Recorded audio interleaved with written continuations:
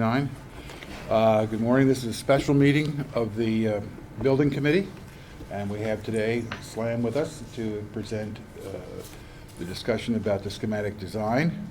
The schematic design is summarized in what is this book, which is on SLAM's website, and we're going to transfer this eventually to the town website.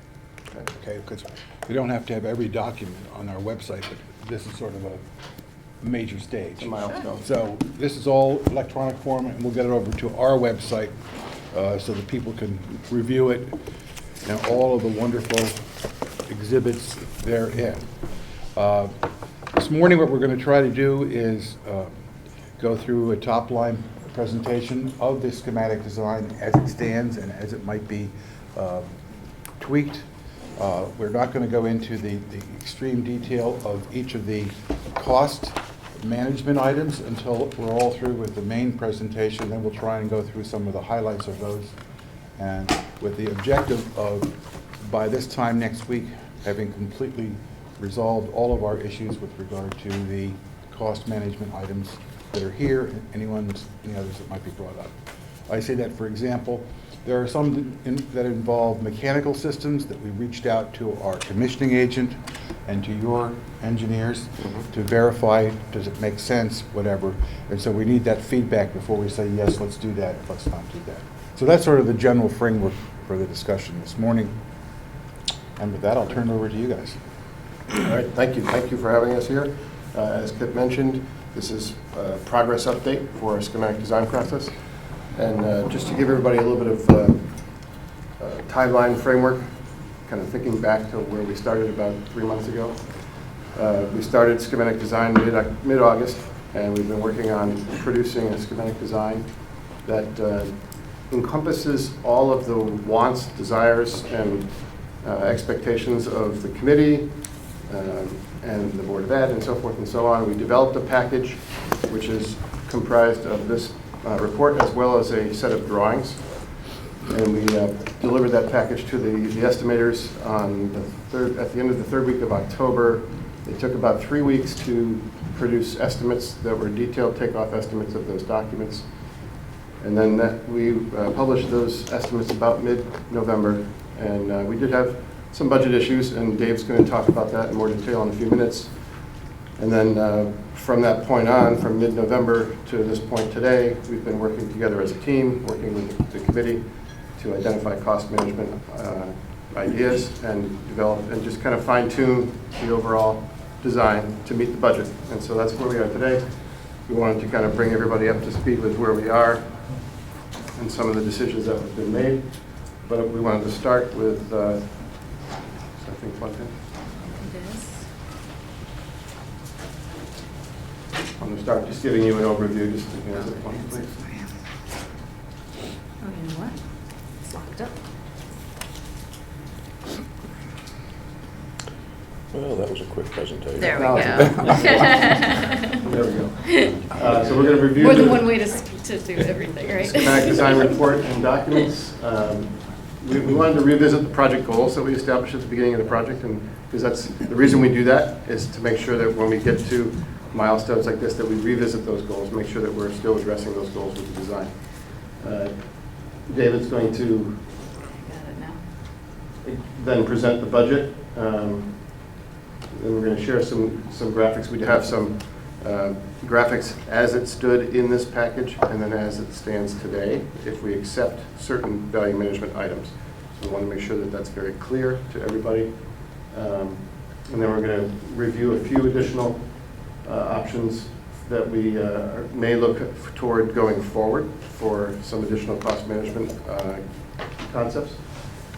And then I'll kind of summarize where we are today. So looking back at the goals, we set up these 4 primary goals at the beginning of the project: to create a vibrant and inviting building, to gather students, family, and the Darien community, develop a system of dynamic learning environments that engages each learner type, provide sustainable measures that meet or exceed the Connecticut High Performance Building Standards, and develop environments that support active learning. I'm not going to read all the details over here, but we do track along the way how the design is addressing these goals. So we had that as a back check. And I just wanted to remind everybody of those primary goals for the project. I feel that we have developed a design that is addressing all of these and then some. I think we've got an exceptional design. I just want to make sure everybody is aware that this is just normal course during the schematic design. We are, keep in mind, we are designing something from the ether. We are kind of just bringing all these aspirations together into one package, and there's always a fine-tuning adjustment along the way. So, quick looking at the plan, the site plan, we call it the courtyard scheme for good reason. The existing main entrance here off of Mansfield Ave, you come down into the main portion of the site where we have a decision point where we have buses that go around to the bus loop or a parent drop-off here that comes around like that. We do have 60 spaces in what we call the eastern parking lot. We have an extra leg along here that can support the ELP wing. And so we have a single-story ELP wing along the upper plateau of the site, right along the eastern edge behind the existing residences.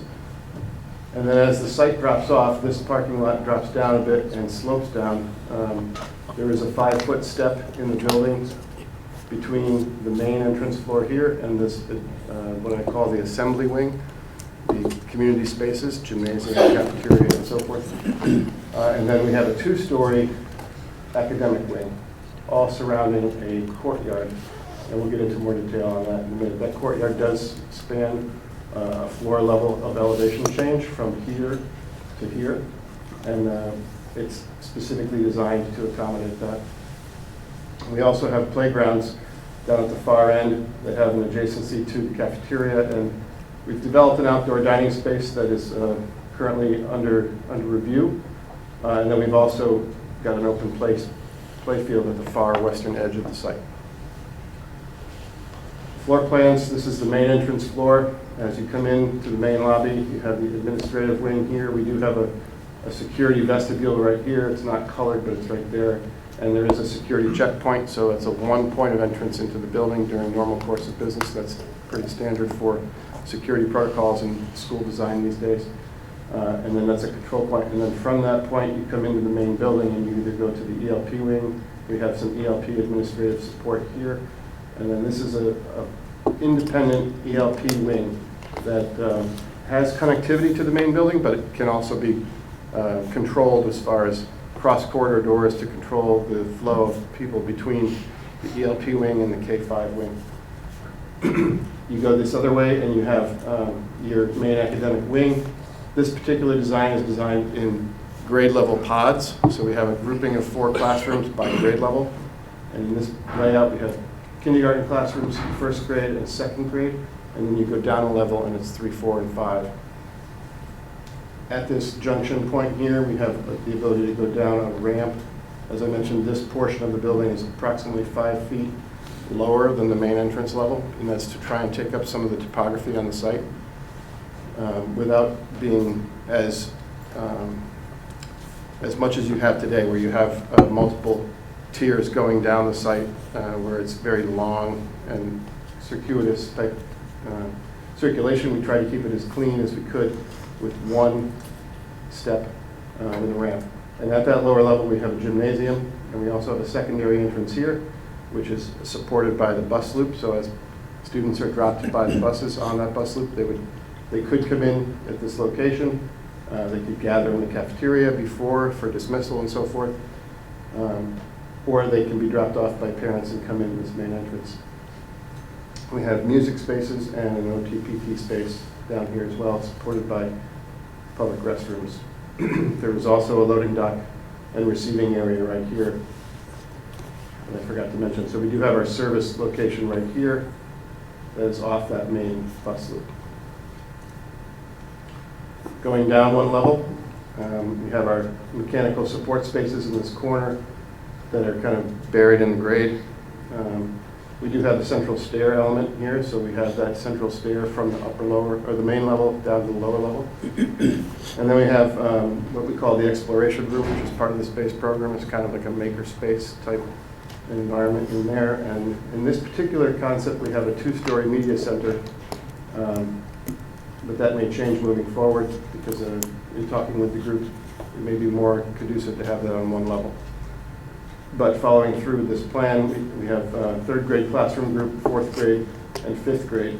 One of the key elements of this academic wing design was to use this concept called the learning corridor or learning commons, where we took some of the media center space allocation in the EdSpec and we distributed it around the academic wings to have areas between the pods that are more or less in the corridor space, but it's a defined zone within that space that allows breakout activities to occur.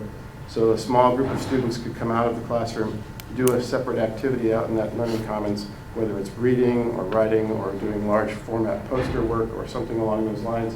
And that was a really well-supported concept by the educators in the group. And it's an exciting concept. We've done this on recent projects in North Providence and others for elementary grade levels as well as all grade levels. To be honest with you, we have those breakout type spaces throughout the building. The elevations we have, these are a little bit abstract because they're dead-on elevations, but you can kind of see the main entrance here with a canopy that reaches out a little bit into the site to afford some protection from the rain and just kind of guide entrance into the main entrance.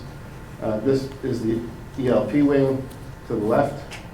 The main administrative block here, we do have shown some HVAC screening here. Then you see the main gym block here. And you can see the grade change. We have about 5 feet of grade change between the upper entrance level and the secondary entrance level. This zone here being the cafeteria, or the kitchen, and the loading space. Beyond it is the cafeteria. Coming around to the north elevation, actually I think these are flipped. This is the south elevation. We have academic pods, 2-story academic wing on the backside. This is the southern end of the ELP wing here. And you can see the grade change from that level down to this level. So we do have that 14 feet of grade change, a level change between the main level and the lower level. And that's reconciled with a retaining wall that the grade kind of ramps up as you go around that corner. So we have this large, 2 independent academic wings here that you can see in this elevation. And beyond is the music spaces of the assembly wing for the beyond. This is now the west elevation here. These are mixed. So we have the end of those 3 academic pods here, 1, 2, and 3. And then this is the western edge of the cafeteria space and the music spaces here with the gym beyond.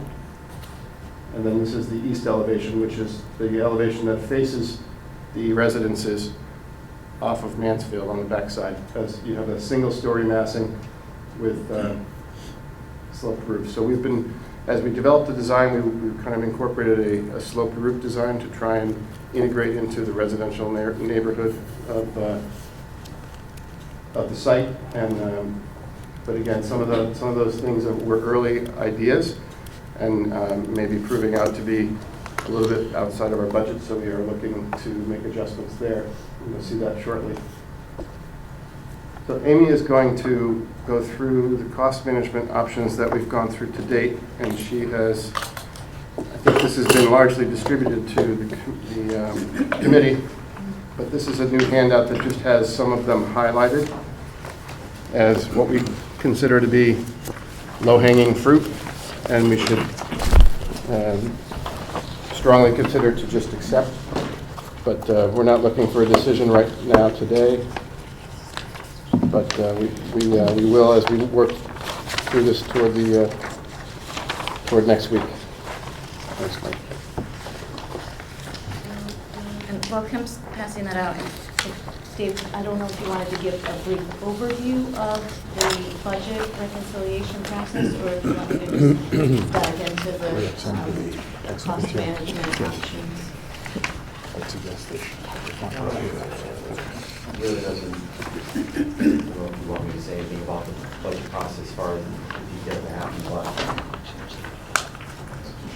but you know, what happens is we received a packet of information October 24th. Our estimating department went through, did a takeoff square foot by square foot of all the different materials, priced that up. We then, at the same time, SLAM conducted their own estimate using their own in-house estimators. And we shared those estimates right around the 14th of November, 15th of November. Then there was a, as there usually is, there was a difference between what our evaluation and what SLAM's evaluation was. So we had a full day session at our headquarters on Tuesday, the 19th of November, where we brought together the designers, the estimators on both sides, and we spent the entire day going through line by line, understanding, making sure that what we perceived as a scope of work and documents they perceived, and we brought ourselves down. We came about as close as we normally do, within a few percent of each other on that. So we had completed that reconciliation to make sure that what the design team and what the construction management team had come up with were in line. And then from there, that's when we began to evolve and price up the cost management items that you see before you. Right. And the value in doing two independent estimates is that you want to have two sets of eyes that are looking at the project, and it's really a great back check against one another to make sure that you're both looking at the same project. And there's an agreement that the scope is exactly what you think. I want to give some billing to this beautiful model that our team has built, so I think it also helps understand the three-dimensionality of the site. We do have a building model in here now that represents more of the value management concepts, but I will also say that the grading that's shown in this model is the original schematic design grading. So we have made some significant moves with some of the value management to push some of this fill. You can see some of this, the amount of this fill, and that was driving some of the cost overruns on the site. So we've manipulated the topography of the design to help alleviate a lot of that extra fill necessary. And really, you wouldn't find that out until you do an initial concept, figure out what it costs, and then decide how you can manage that. But you can see that we have the two-story courtyard in the middle, which is reconciling the upper grade of the site down to the lower grade, and allowing the lower level spaces on having daylight come in from the courtyard, but also have access to the courtyard. And we've designed the courtyard to have kind of this amphitheater effect. It's quite a nice design. It helps reconcile that differential between upper and lower floors, and I think it creates tremendous opportunities for educational spaces outside in a protected environment. So I think I'll just leave it at that, but it gives you a better sense of the topography of the site and how the building is fitting into it.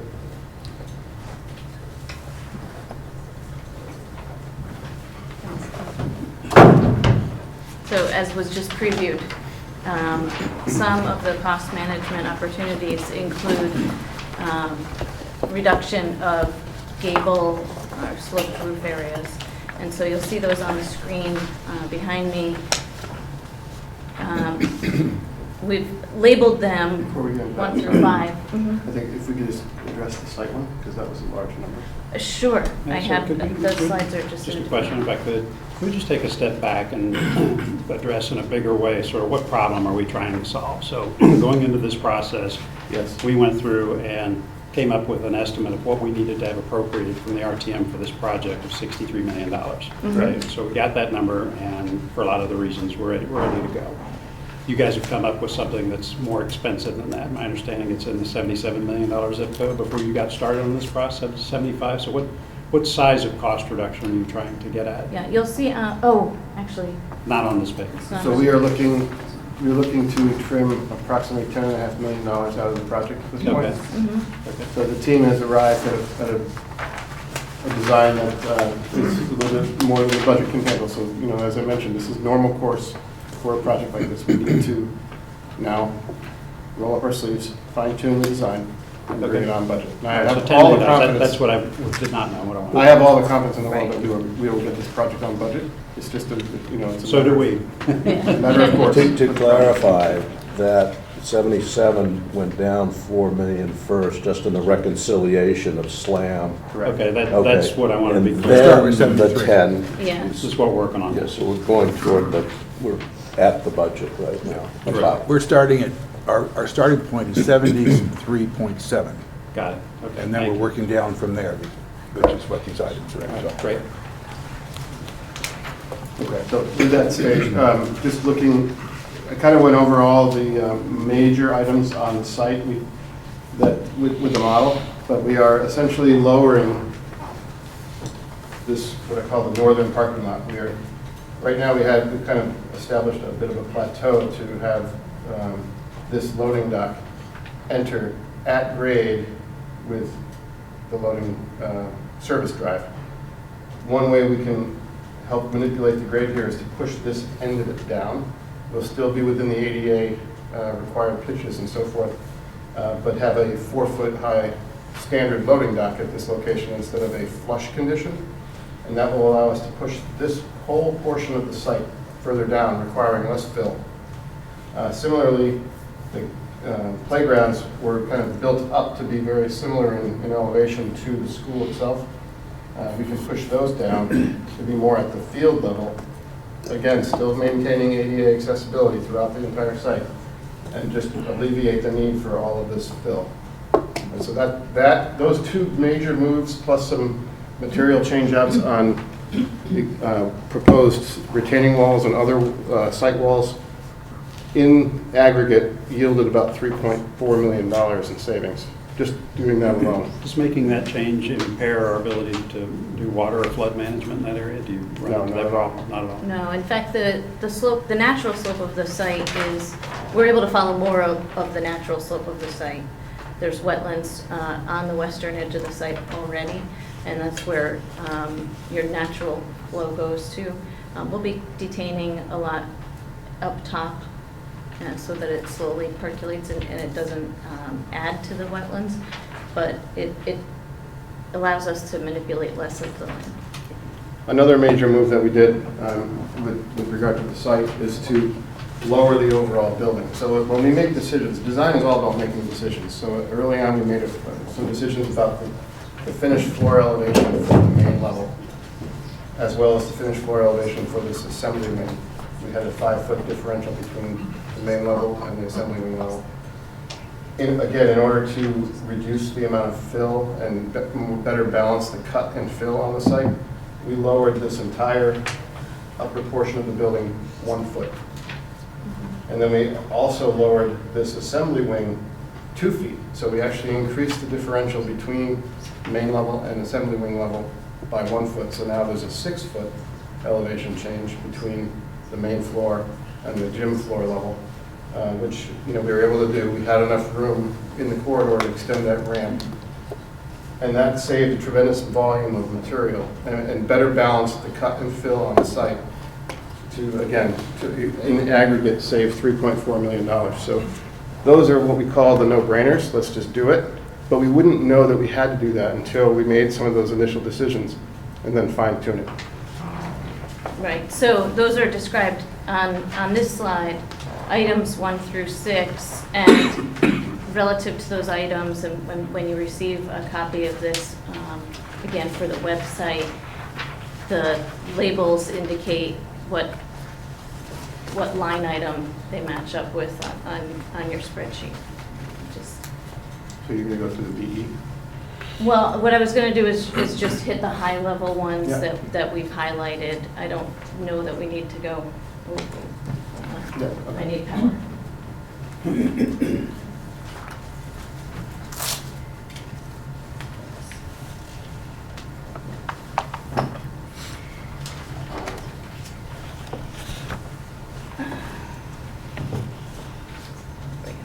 So, as you can see here, and Kemp described, the entire building was lowered 1 foot, so right away saves some fill. The assembly wing, and shown as item number 3, was lowered another foot. So in total, we've reduced the footprint of the building, the fill required significantly there. To meet up with the new main entrance level, the parking lot was also lowered. And then parking lot labeled number 4 was lowered. It meets the entry level for the assembly wing, and then it continues to decline, and as Kemp described, allows for a lower area for the loading dock. And a side benefit of that is that now that's 4 feet below grade level of that building. And so at the dining patio, there's actually a better view line. It's more hidden. The loading dock will be more hidden. So things like the dumpsters won't be seen from the dining area. Side benefit, but we'll take it. As Kemp described, also, instead of creating a plateau for the playgrounds, we're now just allowing them to nestle into the site. That's area number 5. And area number 6, we previously had created a retaining wall and allowed for an extension of that existing field in order to grow the field and have a 12 and under soccer field size space. That, if we eliminate the retaining wall, is one of the savings line items up for discussion, but kind of again leaves the natural topography alone, less site manipulation and cost. So I'm going to go back, share with you the roof plan. So that's sort of the high level site changes. There was an early discussion that the back classroom pods, they're separated by a grown forested area, open space from the residences that it faces. And so the gable roofs on that back 3 classroom pods probably weren't necessary. And so sort of a first easy target is to remove the gable roofs on areas 1, labeled as number 1 here. And then further reduction of the gable roof is easy on the back side of the ELP wing, because again, it doesn't face any residences. You'd still perceive the gable sloped roof and sort of the residential feel from the side that you can see. We can reduce the framing and the need for sort of a second layer of roof. It also allows for perhaps some better shielding and hiding of mechanical units that are up there. Item number 3 on this slide shows that we had previously sort of popped up the roof level at one of the entry vestibules to the courtyard from the ELP, and also at the Library Media Center to give it a higher volume. Not necessary to the program of the school, not necessary for delivering good quality education. So certainly that's an easy target, and it reduces the need for separate roof framing there. That was a significant savings. Item number 4 is an area where there was a sloped roof over the music and OTPT wing of the assembly wing. And so again, simplifying that framing, making it a flat roof area, doesn't affect the aesthetic, and it allows for a good cost reduction. And number 5 is the elimination of skylights. We had designed large round skylights. You'll see on the notes or remarks column of the value management list that we could do skylights as an ad alternate. That's an easy target that we can eliminate in the budget, but if the funding allows, we can still design an alternate for that and plan for some probably more modest skylights, but allowing natural light and at the entries in particular. So looking at this page, just to kind of summarize again, a good portion of these are highlighted, and we see them as opportunities. Again, no decisions have been made on these just yet, but the bottom line of this BE category is approximately $3 million worth of savings. So even if you were to collect 90% of that, you're making another good, strong move toward getting this back onto budget. Correct, and we'll talk more about some of the other items on the BE list, building exterior, that are in regards to materiality when I get to the slides showing the exterior wall. But going back to page 1 of your cost management opportunities list, the building program adjustments are represented best by looking at the floor plans. I'm sorry, this slide graphic is not readable, so I'm going to try to fix it. I don't know why.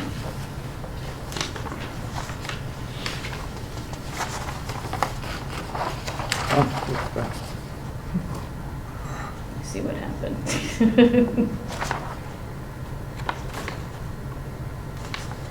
Okay, let's pretend that's fixed.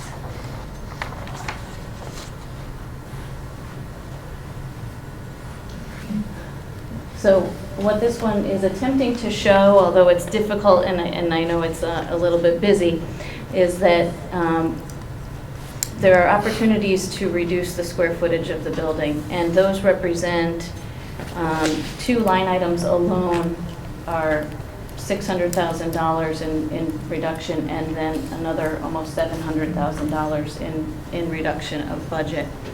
But those do require some more discussion at the Board of Ed level. So I don't expect that we'll be finalizing any of this today, but just to make sure that everyone understands what those items are. In early programming, we talked about the utilization of classrooms and the right amount of net square feet per student for a 24 to 26 student classroom. And we discussed that 800 square feet is the right size if the cubbies or lockers are not within the room.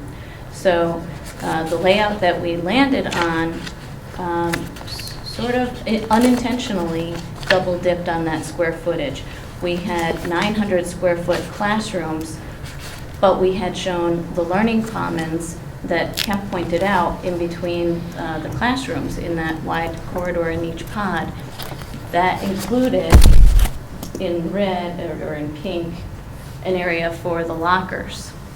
So reducing classrooms to 800 square feet, as you can see here, what we would recommend is taking about 3 feet out of each classroom.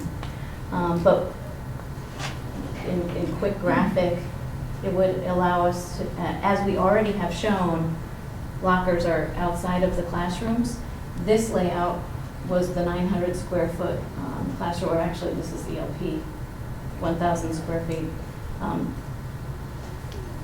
Kindergarten would be the same layout with 1,000 square feet. We could go down to 900 if you eliminate the lockers from the room.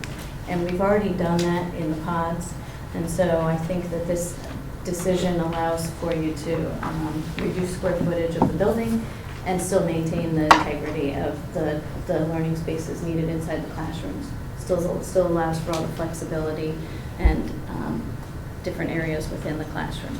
So we've categorized this as a BP item, which stands for Building Program Adjustment, but it's really not an adjustment to the ed spec in our eyes. It's a fine tuning when we start laying out a building and we say, okay, the classrooms have to be 900 square feet, and the lockers are out in the commons. Oops, we double dipped on that square footage, so we can now trim it out of the classrooms and still not affect the ed spec.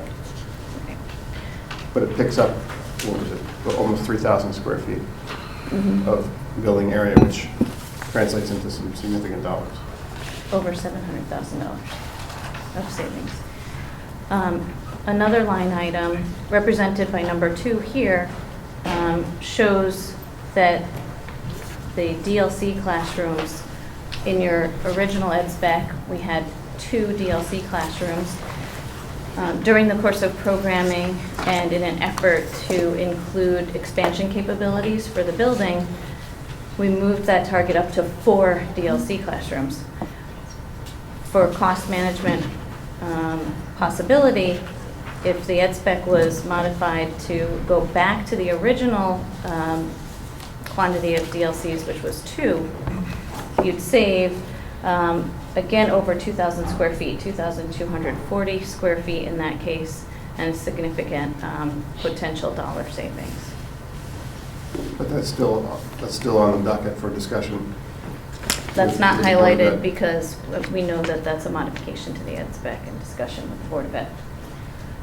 Number 3 is also a modification to the ed spec and discussion, so not highlighted on your list, but that would reduce the ELP classrooms from the requested 10 down to 8. It would still allow for 120 student capacity, and currently I understand that there's under 100 in the program.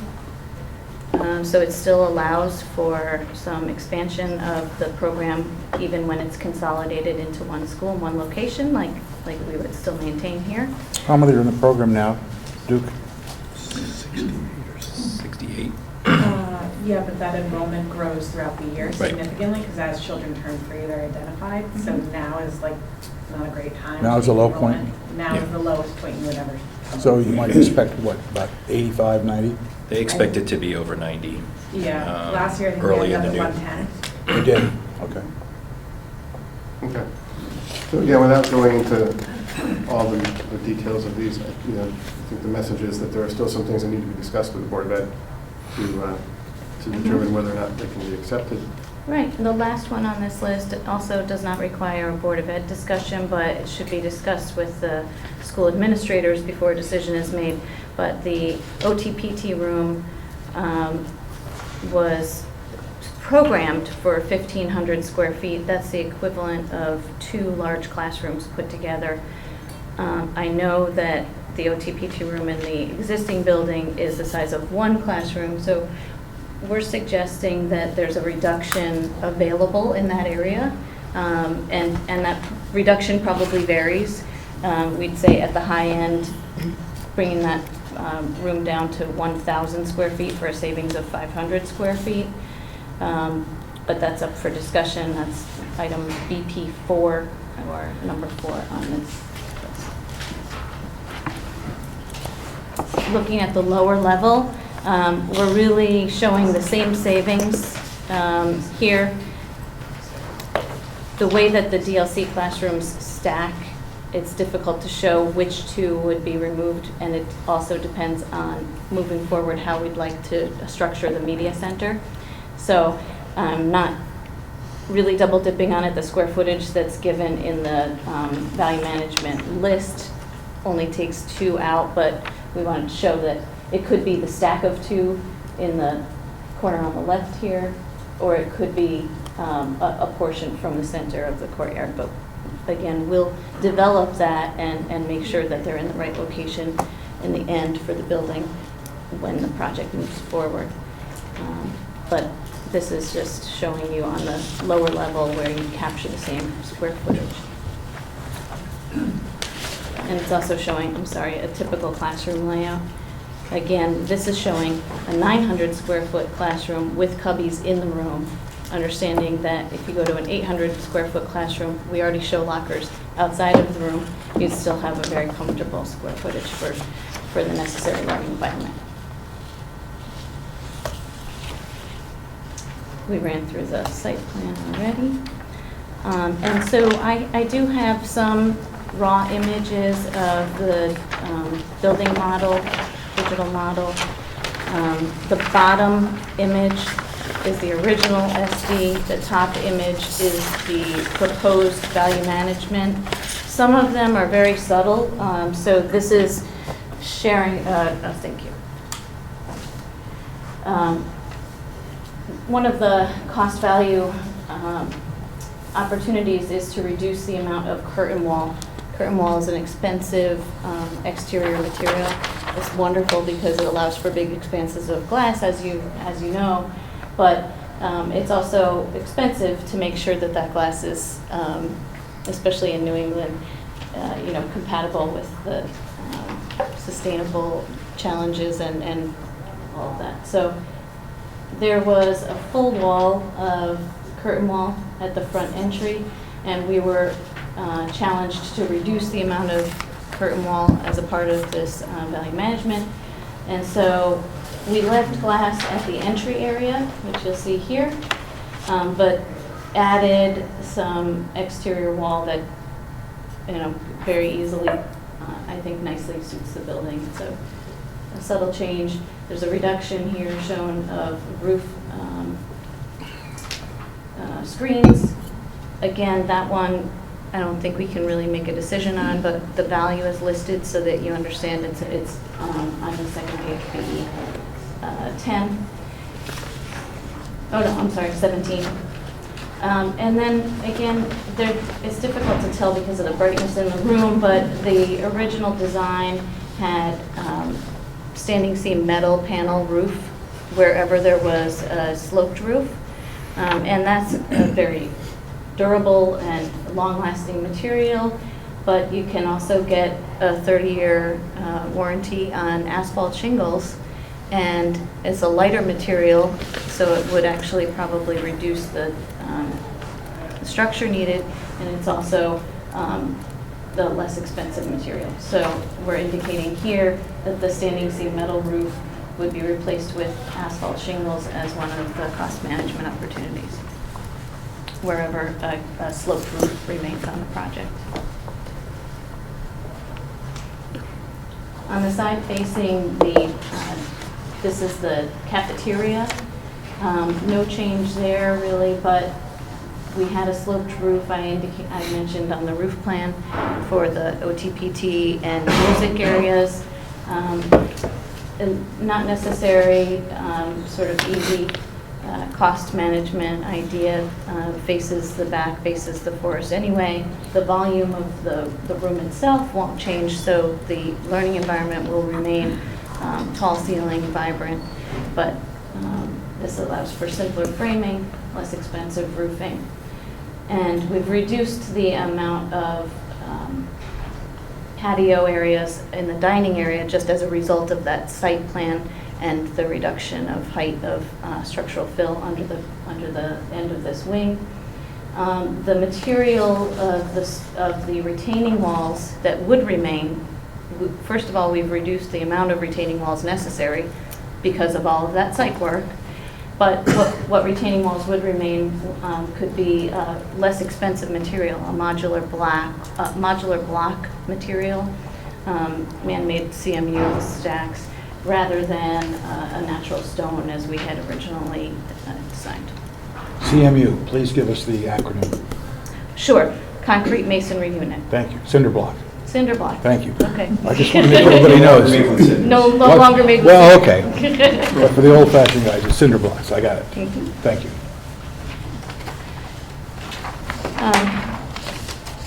This is again just expressing the reduction of sloped roof lines and this is the back classroom pod, original design, proposed. Another cost savings is to reduce the stone at the bottom of the building. That can also go to a concrete masonry unit, cinder block, which we call ground face block, so that it could look like a stone, or it could go to brick as is shown here. These are both similar cost materials, and so. Amy, so going from the peaked roof to the flat roof, does it change the runoff? Does it change drainage? I mean, flat roofs notoriously, collect water, easier for leaks and different things like that versus the water just running off the peaked roofs? Right, so they get a bad rap, but flat roofs are really just low slope roofs, and they do drain to roof drains. We would have secondary drains that are scuppers so that it would shed off of the roof. We're not concerned with the quality. Today's low slope roof materials are pretty stellar, and you can get a 30-year warranty on those too. Good question. This is also showing a material change. Metal wall panels proved to be quite expensive, and so there's a significant savings, and I'm just going to refer to it because it's so worthwhile looking at. It's item BE14, and it's almost $500,000 savings to go from, we had metal shingles, essentially, a metal siding, and we're proposing brick, which would simplify the building construction because then all of the wall would be veneer masonry material. But you can get brick with manganese iron look, and so what Kemp's holding up represents the suggested value engineering, which would, essentially move this gray metal portion of the building to be a similar gray, but, and you'll see it back here as well, instead of this metal panel. So we don't lose the design intent, it's just a change of materials. And again, we don't know where that is going to land until we estimate it, because the market is constantly moving with regard to these Especially different materials. Tariffs. Yeah. So In particular in the metals. So, again, another example of fine-tuning the design to meet market conditions without sacrificing the design aesthetic. And it certainly doesn't impact the program at all. no, and this is really another image of the same classroom pods, bottom showing the original design, top showing the proposed value management, this time showing a concrete masonry unit at the base, the previous image showing brick, again, similar cost. Both are a reduction from the stone that was in the original. And you'll note that on the sloped Amy? roofs, it's evident to have the I think she's PV. addressing exactly what I was Okay, going to ask good. about. Okay, Good. yeah, I knew in this image it does show, the PV panels are evident here. This flat roof area still allows for the same amount of square footage of PV panels, perhaps even more, because now you don't have any sloped roofs facing north. Right. So there, again, opportunity falls out of, the challenge. Subtle changes to the courtyard without making large design decisions in a vacuum. We didn't want to make any big changes to the schematic design, but some very easy changes are a reduction by 20% of the curtain wall in the courtyard, which, yeah, and I'm just going to refer to it, is almost $100,000 in savings, and almost imperceivable on the building itself.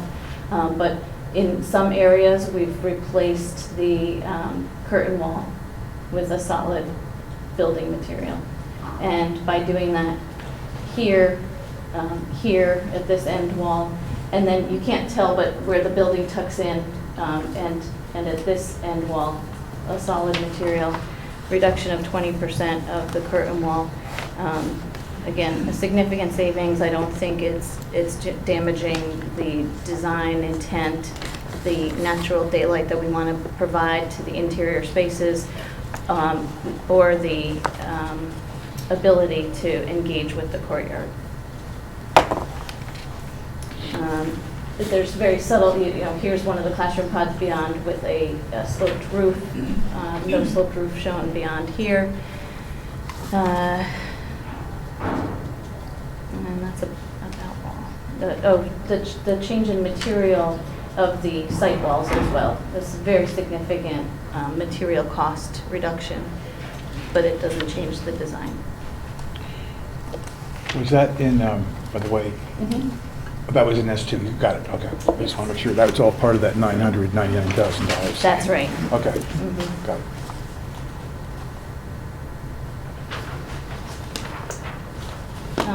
So some subtle design changes at the ELP wing as well. The reduction of the number of dormers going from 2 to 1 per class. Let's see, the savings of $85,000. So again, maintaining the integrity, maintaining the residential scale of the ELP wing as it's closest to Mansfield Avenue. And then the change from metal roof to asphalt shingle actually also gives it more of a residential feel, in my opinion. So I think that these cost savings, again, they don't change the integrity of the building design or the classroom spaces or the areas for quality education. That's what we Amy, want to just a do. question on that. Sure. When you, because you reduced the size of the slope roof, Mhm. did you make your calculation of savings? Did you say, okay, well, I've got the roof now cut off, Mhm. so here's what it would cost metal roof on this remaining part compared to asphalt? Yes. I mean, I'll double check Yeah, with what Dave. we did was we tried to prioritize the way in which cost management items would be selected. Right. So when you see the reduction in cost from going from the standing seam metal roof to the asphalt, it is based upon already reducing the amount of slope roof. That's what I was trying to get So to. we tried to, good, bad, or indifferent, we tried to pick one approach so that the cost management was not a series of double dipping on things. Exactly, So- that's what I was just checking. Thank you. Mhm.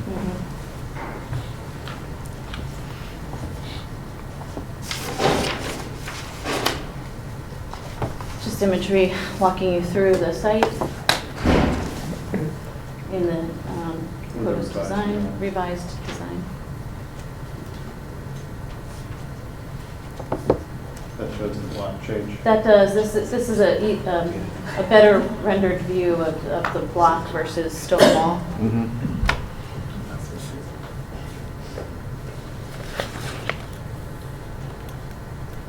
And so that concludes actually my discussion of value management list, high level, and I hope that I captured all of the ones that you're interested in, but if there's any that you'd like me to review. Is there a kind of a one-page snapshot that just shows the $10.7 million that we're trying to reduce? And then the components we've talked about that says these are the ones that are easy, we should just approve. These are the ones that are a little bit harder because they deal with reducing capacity. And these are the ones that, in addition to those, might require Board of Ed spec adjustments. Do you have some Sure, kind of so I clear couldn't summary? boil it down to one page. This gets very tiny. 1.5. And that's also why I produced it in 11 by 17, but you have a 3-page handout. The highlighted items, we Well, don't it believe. just doesn't have a total on it, but some kind of ranking in terms of difficulty, and it would facilitate us making decisions and then giving a recommendation. to the Board of Sure. Ed. I have an Excel document open behind this presentation, and so we can actually do that in real time, or I can share with you a version that accepts all of the yellow. So if you were to accept the highlighted items on this list, what value would you reduce it by? And it comes to $8,386,000 and leaves on the table $2 million approximately. Okay, so the $8 million really is around aesthetics and sort of look and feel type changes as opposed to anything that Program changes reduction. capacity or functionality. That's correct. Okay. And the yellow items are what? $8,386,000. I can share with you that. So to your point, we can generate a one-pager. Mhm. We I have didn't- this in Excel. I didn't feel comfortable putting the total, or making assumptions for you on what you would accept. So I didn't want to do that, but I understand what you're looking for, and so that's why I did a total of what the yellow highlighted items are, just so that you get a feel for it before having to make any, what I would call more difficult decisions, programmatic decisions. you're already saving over $8 million. But they're still.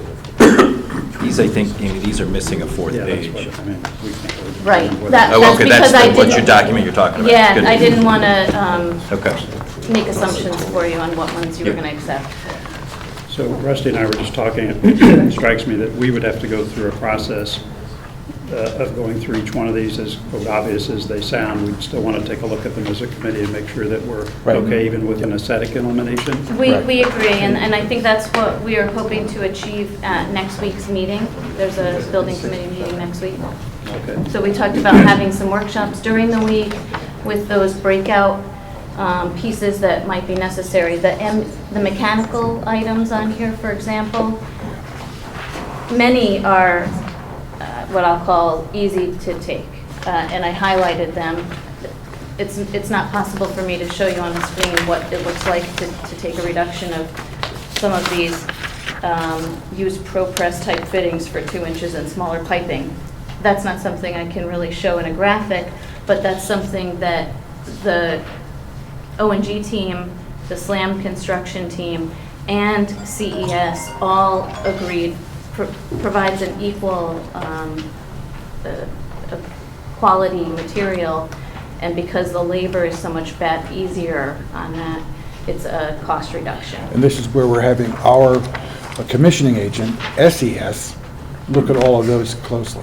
Right. In other words, we're going to get professional advice from our side as well to make sure there's concurrence of opinion on all these things, especially in the mechanical area. Branch should be involved in that.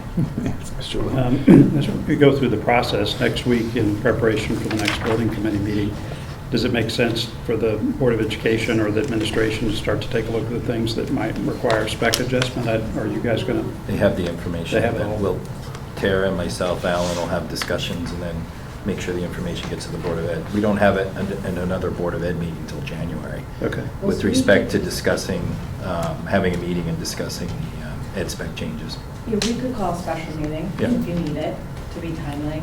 I think that certainly spec changes, there may be some, I appreciate SLAM not considering classroom adjustment as spec change. The board may feel differently, just the way the Yeah. specs are written. So I think Absolutely. we'll take this, but now that we have this document with some numbers attached, it's super helpful. If I can get a digital copy, I'll send that to the board, and we'll try to get up to speed after talking with the administration as quickly as we can to get information back to you. Sure.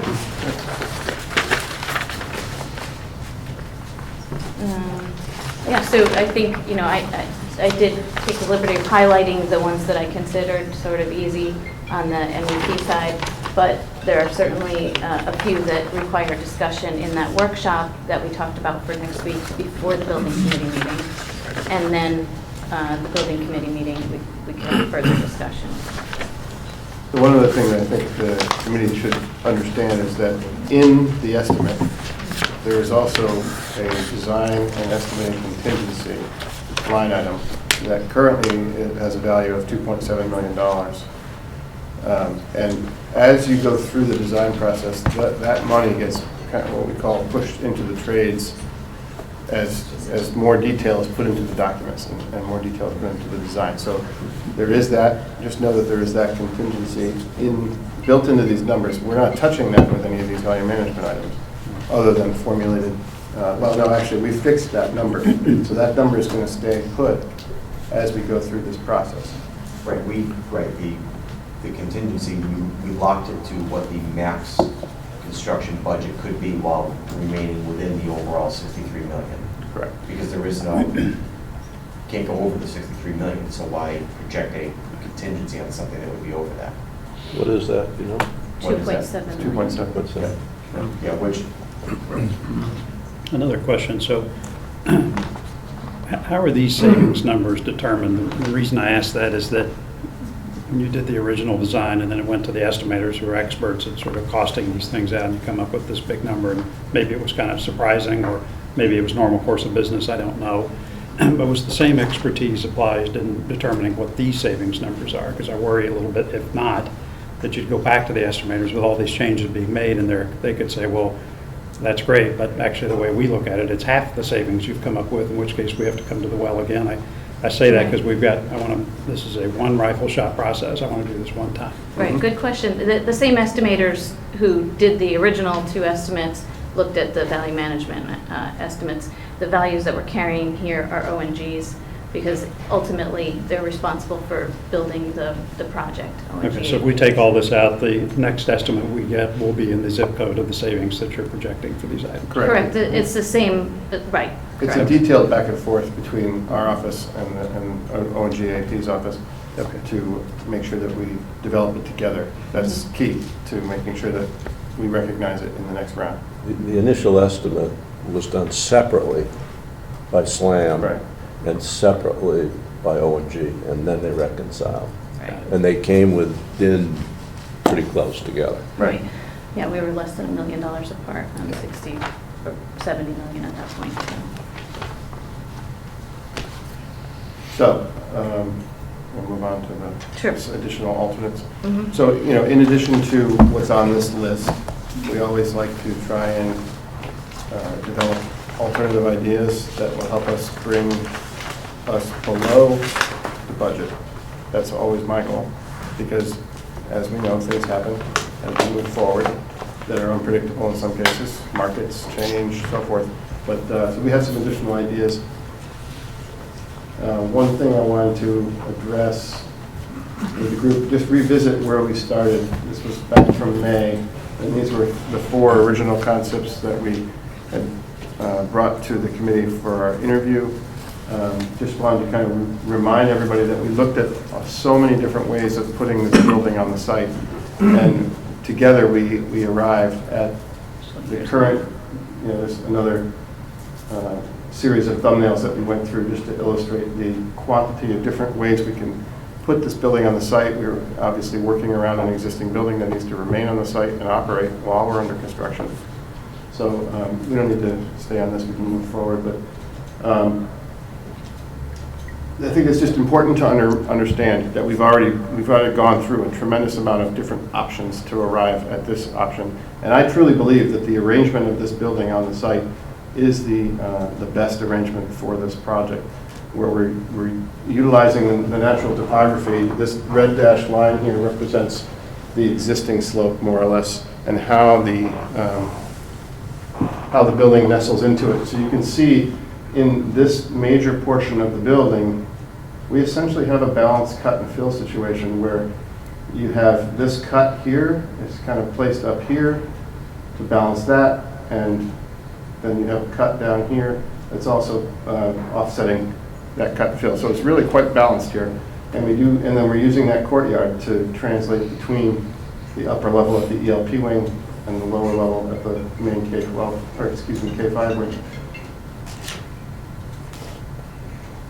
But we have to acknowledge that the pod arrangement carries with it some additional exterior wall, just simply because of the arrangement of the classrooms. And so this is a composite drawing with showing a more linear approach to what we call the classroom neighborhoods that doesn't have the need for an individual stair at the end of each pod. It also has a significant reduction, and I believe it's around 19% reduction in exterior wall area for a more linear type version. So this is something that we're going to look at as we move forward as yet another means to reduce without affecting program. And so if the Board of Ed comes back and says, no, we must have 10 ELP classrooms and we must have those DLC classrooms, this is an alternative approach to help offset and get savings in a different way than cutting the area. So, And if I can just add, there is a significant reduction of exterior wall, but the square footage of this option versus the original SD, the reduction in square footage is only 483 square feet. I don't know why we didn't round that number, but we'll say about 500. But it's a relatively small reduction of area. Again, making sure to provide the right program and the right learning environments for the students, and keeping the integrity of all of that hard work that we did together with the administrators to come up with that. But is there a way, to John's point, to encapsulate the cost savings of a plan like that? Yes. We're working on that. Yeah, so Yeah. Dave actually and Bruce, the estimator at ONG, provided us with a number yesterday. Do you feel comfortable that that's a vetted number? Again, I mean, we're, we're dealing with information at a very schematic level, and it's tough to really see what some of the waterfall effects are as far as how that affects the way the site works in grading, but to take that reduction in the exterior wall, eliminate a couple of staircases, it's approximately another about $600,000 savings. I mean, we don't do cost, but I don't want to be operating in a vacuum. Right, no, I Right. understand. Yeah. Yeah, you want to know what the value of your decision is, and so that is exactly why we provided this last week to ONG, and then refined it this week together with them. And so yesterday we received those numbers. I didn't get a chance to put them on the VE list, but we'll add it in the line items called miscellaneous, which in your electronic version will show that. I should add that one of the other reasons that we talked about this in depth was because it provides greater flexibility in classroom use when your class sizes change dramatically. And the history that we put together, that Rusty put together, shows that any one class can be as large as 92. 82? 92. 92 and as small as 50. And when that happens, obviously, you have the need to have more classrooms in one particular class. And this one's a little bit easier to work with when they're as against being in a separate pod. That was another reason for going to the linear design. Yeah, and I can add that the nice thing about having the 2 DLC classrooms, or at one time even more, but the 2 that remain in this version, is that the DLC classrooms and the typical academic classrooms, 1st grade through 5th, are the same square footage. So if one year 1st grade only needs 3 classrooms, the DLC room can be in that pod or neighborhood.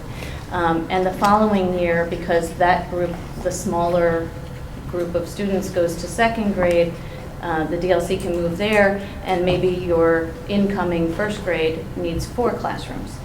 So again, by creating this flexible academic environment where the classrooms and the DLC labs are the same size, it allows you to shift those from year to year when required, and same with the teachers moving them. Were you able to incorporate that flex space that you had in the pods? Yes. So let's just go through that. You can see that these, in this linear arrangement, is still kind of grouped by grade level.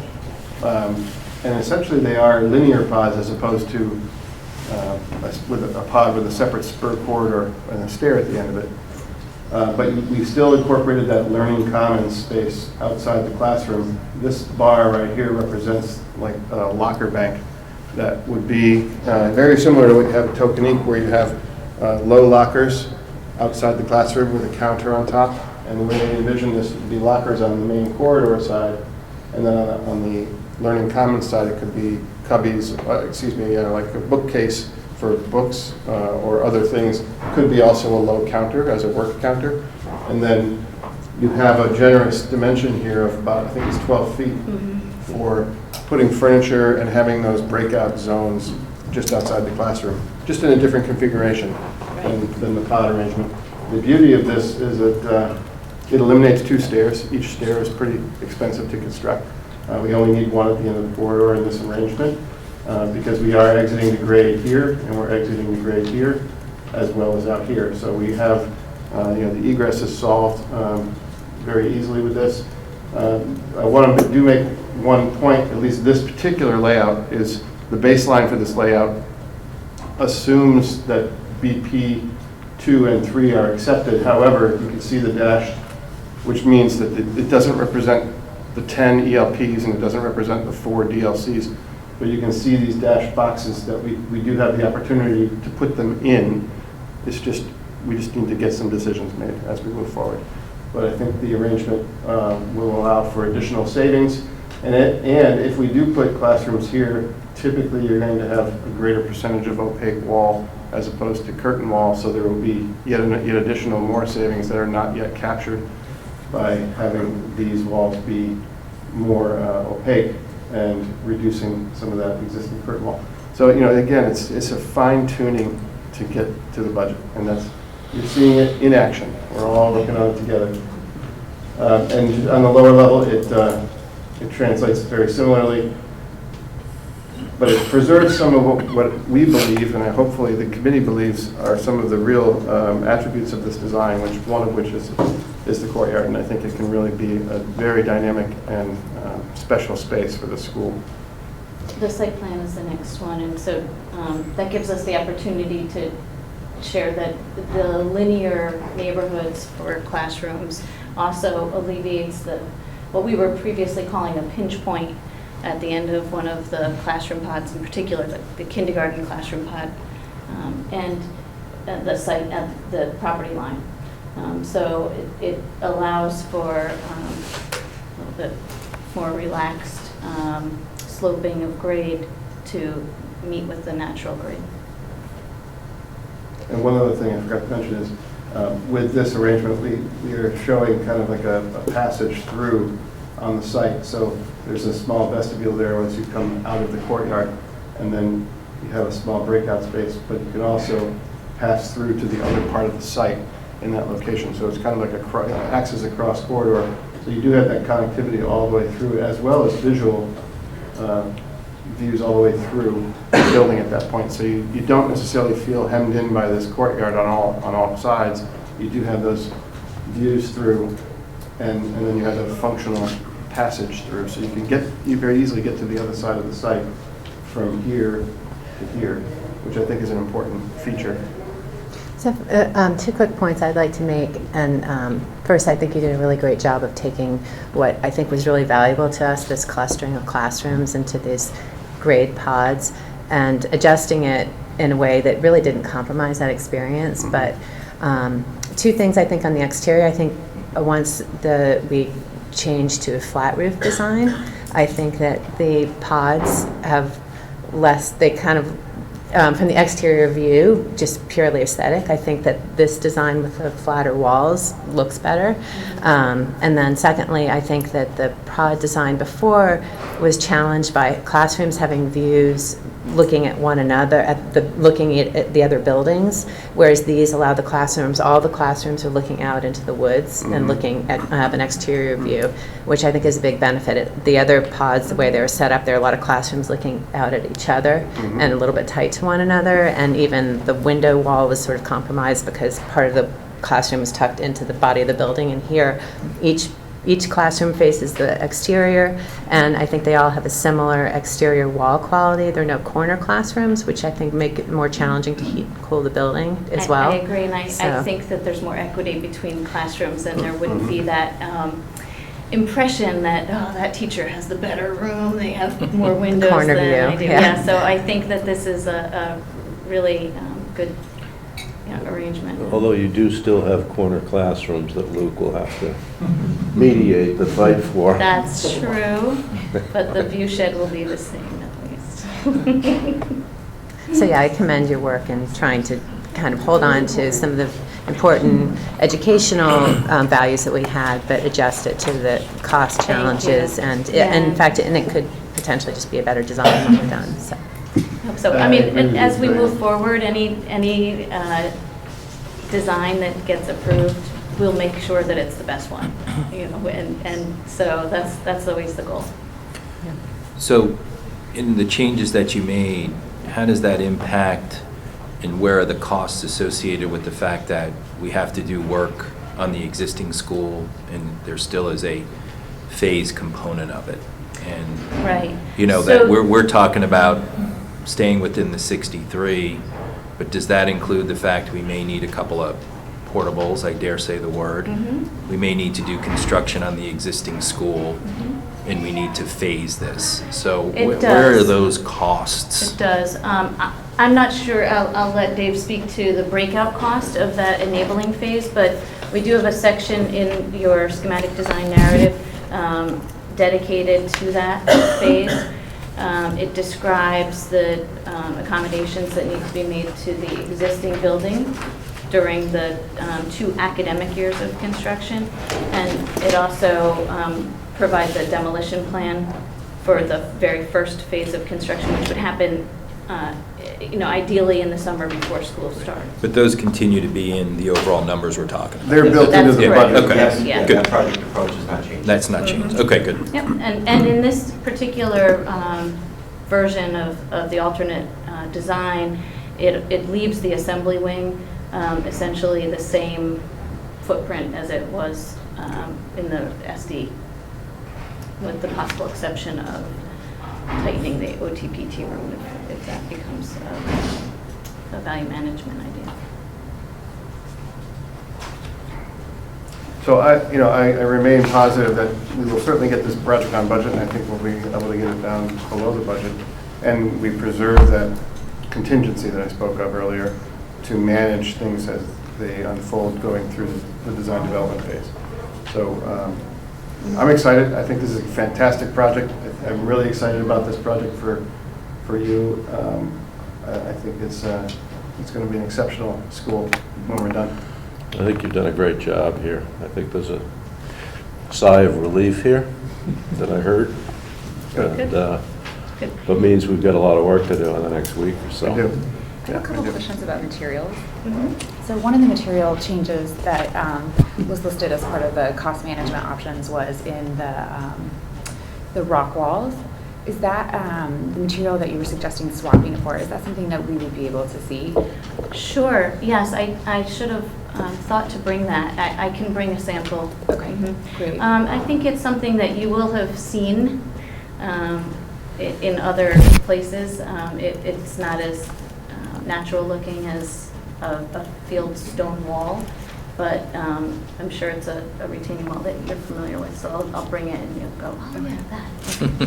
And at one point, will we have, sort of a working board of all the different materials to see together, just to be able to understand the language that is going to be in the whole building together? You will. As we're- We'll share with you the exterior palette. Sometimes those material samples are large and difficult for us to leave behind on a board. Sure. But we can do that using the digital model. And the interior finishes, you'll certainly also, through design development, we'll go through a series of options for the interior finishes. And then at the end of design development, you'll have a presentation, and that board is easier to leave with you. Paint chips are lightweight, bricks are not. But we'll be able to leave that. And then one other part that I wanted to raise, I think this had come up in some of our smaller working groups too, just about the design, was the use of colored glass. I think that there were several of us that weren't sold, that was maybe something that we wanted to permanently lock into the building. And I'm just curious too as to if that might also be a more expensive option rather than staying with a clear glass or something. We can certainly have those conversations, but I think there are ways to achieve colored glass without having it be integral to the glass product itself. You can have a more standard glass product and then put a film for the color, and then the film, if you don't want it any longer in the future, it can be pulled off. Right, that was Yeah. that was So- my same thought, that there'd be flexibility for those interesting times for students to look as, like what happens as the light comes through without it necessarily being a permanent part of the building that was unchangeable. Mhm. Yep. And just to speak to your materials point, in schematic design, we try and do our best with digital graphics and so forth Right. to convey materials choices. The discussion is more about pricing, and then as we go through the design development, we will refine those material choices. As we go into the planning and zoning approvals, they're going to want to see that as well. And so we will develop more detailed, what we call storyboards or material boards, and we will be going through that with you. Lots more to come. Yeah. Great, thank you. So this is a challenging project, and thank you for all your work that you put into it. I think we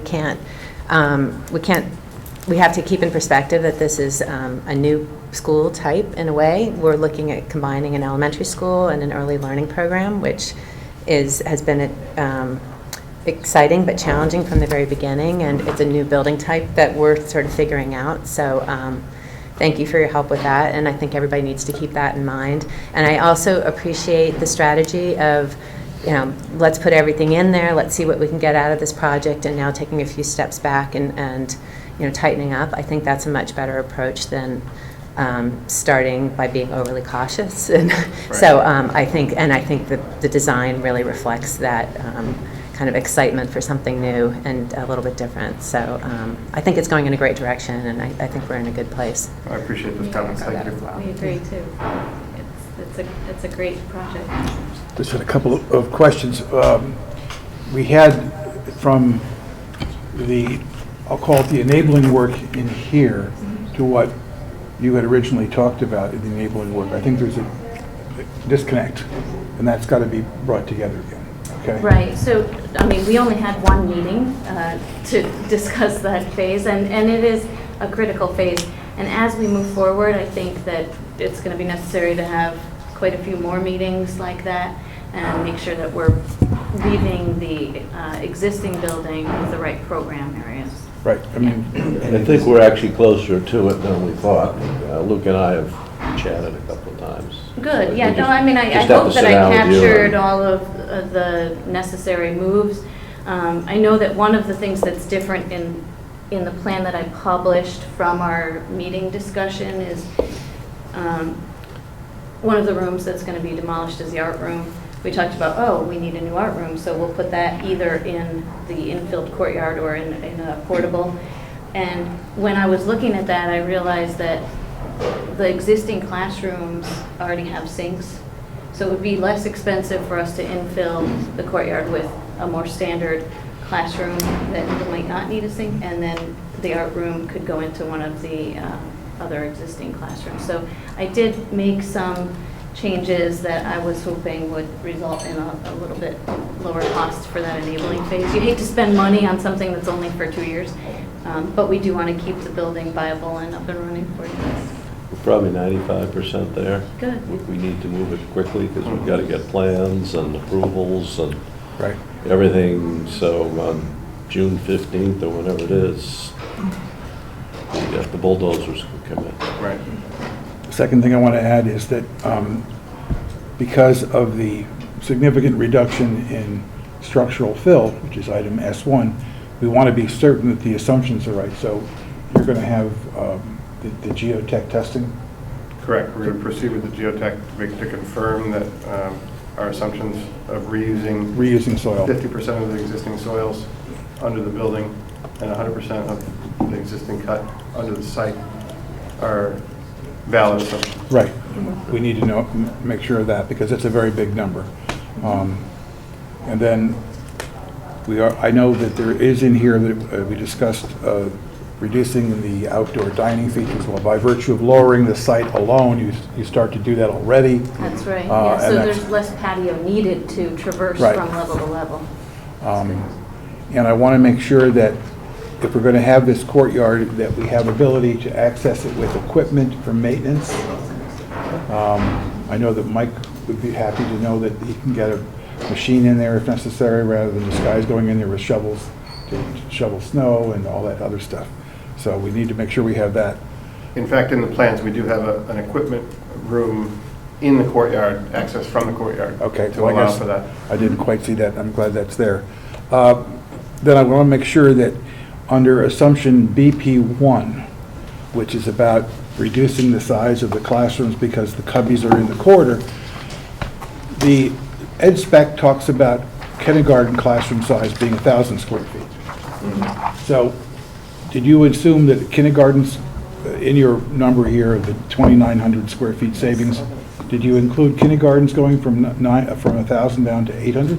Yes. No, Not to no, 800. not to 800, no. Well, because I'm just reading what it says. Yes, no, kindergarten would go from 1,000 to No. about 900. Probably it would be more like 940, but Okay. when you take 3 feet out of each classroom, there would I be a wanna make sure reduction, that- but not, it would still be a much larger room.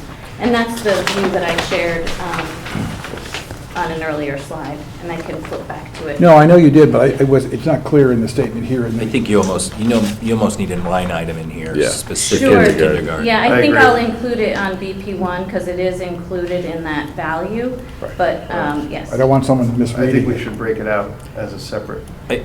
I don't think Bruce broke it out separately. I know, but I think we need to make an adjustment. But I think for the discussion that the Board of Ed has to have, I think Sure. a line item specific to kindergarten, Mhm. specific to a recommendation needs to be there. I think it's Sure, also we can important- do a 1A and B, I think. Yeah. It's also important to remember that the original thinking behind kindergarten being at 1,000 square foot was so that there would be flexibility and interchangeability between ELP classrooms and kindergarten, Mhm. since they have similar needs. Right. So, if we are making a reduction, it's important to note that, that might also eliminate a possibility of. Except that the ELP classrooms all have the cubbies inside the classroom. They do. By and- design. And they are designed expecting 15 students per classroom, and kindergarten does have a capacity for 24. So I'm just going to jump in because I can hear my numbers in the back of my head already. Good? I think you will have members feeling as an ed spec change because even though you're saying we're taking the cubbies out, which is a very logical argument, if all of a sudden you said I'm taking the teacher station out, the board would be like, wait a minute, what are you doing? You're redesigning the educational space. So I think that you should, I imagine the board is going to engender conversation on this topic. I don't know that I would just preclude it as an ed spec change until we have a chance to meet. Sure. That doesn't Yeah, mean why that it's not? not a perfectly great logical argument, Mhm. but I already have multiple people are watching at home saying this is an ed spec change. So I just want to caution that I know you feel it might not be, but the board might feel it is. So I'd like to talk to That's- Kip and Duke and sort that. It's all your decision. Yeah. So, we're open to any choices that you make on this list. But, we're trying to express it so that you understand that we don't think that there's a loss in educational opportunity in those spaces. I think the OT And room could be another. rest assured, we would never Yes. take a teacher station Yep. out No, of no, the I'm classroom. saying, like, if we were starting to redesign classrooms and make decisions like that. So I think it's a Yeah. great argument. The teacher's the most important person Yeah. in that room. Yep, that's fine. Rusty, it came up yesterday on a call, and I think it's something that I'm sure Alan and Luke are thinking of, but we need to understand outdoor space, what we'll have available in terms of playgrounds, where playgrounds can be moved, but what will be available for the students to use. I know there was some conversation that Mr. Lynch weighed in on, that there's some newer equipment there that we'd want to keep or reuse. So, there was some conversation about no playgrounds versus 1 or 2 playgrounds, so I think that just has to be part of your enabling phase there. Get with Dave and figure that out. Yeah. How Good. we're gonna store stuff and all that. Right, Dave? Okay, so then what we have to do here in a very short period of time is break it up into various groups to look at the various parts, and Yep. so by next Thursday, we can have an agreement on where we're going to go. Say something real quick, what are your BP7? BP7. Yeah. Yep. All the other elementary schools do have films and film, Okay. so I don't think that It could. was my only good subject at that age. It's the only thing Rusty got an A in. No, the only one I got a B in.